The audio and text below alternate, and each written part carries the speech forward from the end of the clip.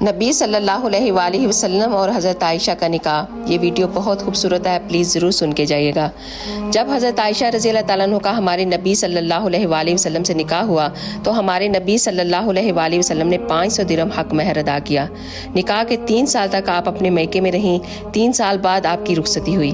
जब आप हमारे नबी सल्लल्लाहु अलैहि वसल्लम के घर तशरीफ़ लाईं तो उस वक़्त हमारे नबी के घर में आपकी ज़ियाफ़त के लिए सवाए एक प्याले दूध के और कुछ भी नहीं था, जिसे आप सल्लल्लाहु अलैहि वसल्लम ने भी नोश फरमाया और हज़रत आयशा ने भी पिया।